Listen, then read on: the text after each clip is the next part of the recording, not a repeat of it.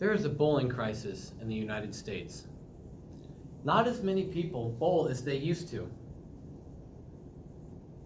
It's been an entire investigation that I had to put together to find the reasons for it. And surprisingly, bowling is not the only group activity that has suffered. There are three main causes to the bowling crisis. The first one is being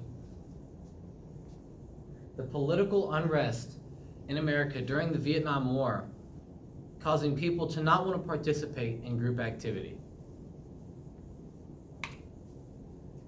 This graph shows what people found to be the most important from 1965 until 2000.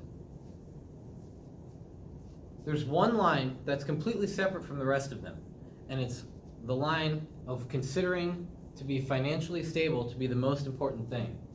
Over time, that line grew and grew and grew to be vastly higher than the rest of the lines. But you might be thinking, what do the rest of the lines represent? Every other line on this graph represents people wanting to be involved in some sort of group project, whether it be a club, whether it be anything, any sort of group mentality. Because people became unbreasted in our political sense, every time we had a group activity, it was often aggressive and negative, and people did not think that group activity could be a good thing.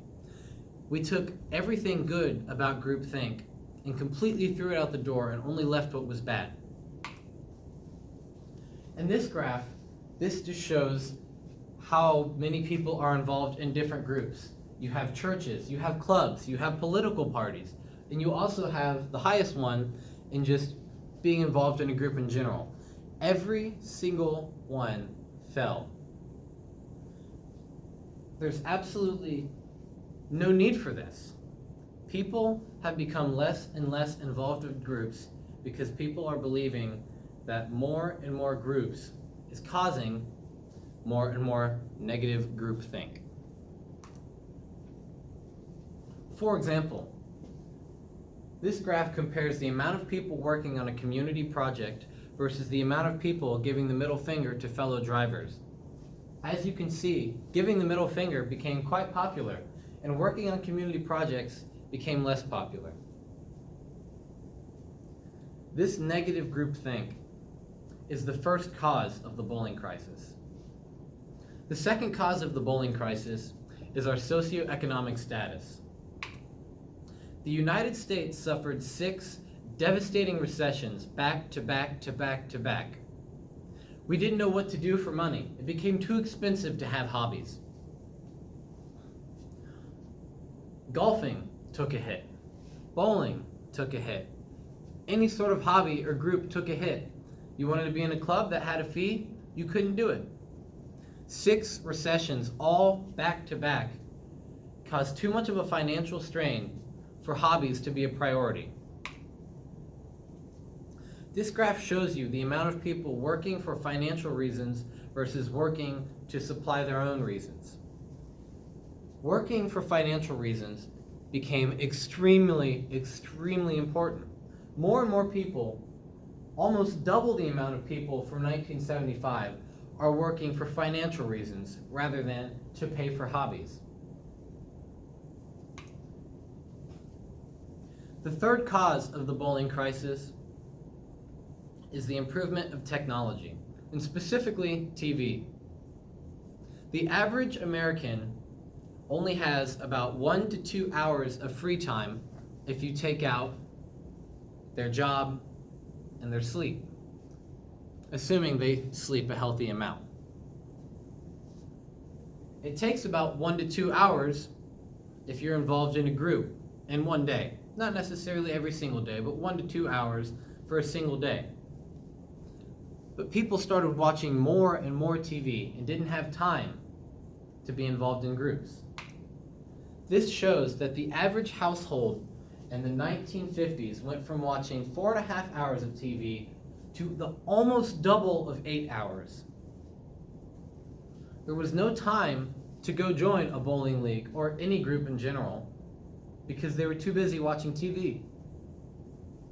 Groups were no longer a priority, and not just bowling, but bowling hit it the hardest. All these three causes of our political disrest causing a culture change, our socioeconomic status causing hobbies to become too expensive, and the improvement of technology, specifically TV, taking away our free time, caused a complete lack of knowledge in bowling. Not to say that being ignorant of bowling is a bad thing. Everyone's ignorant of everything at some point in their life. We all have to learn somehow. But it's atrocious that no one is learning bowling. This bowling crisis can be fixed by educating people that are not understanding of what bowling is.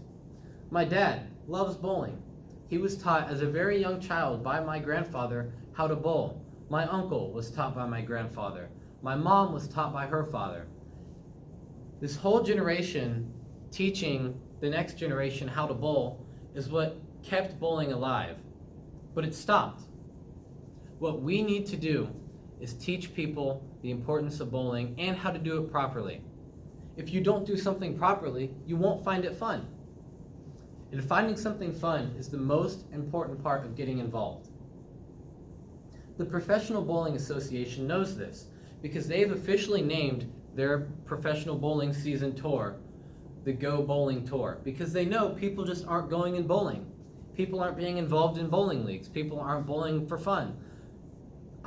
Before I was in love with bowling, I even skipped out on birthday parties because they were at bowling alleys. Once we educate people on how to bowl and how to love bowling, the bowling crisis will be ended. Thank you.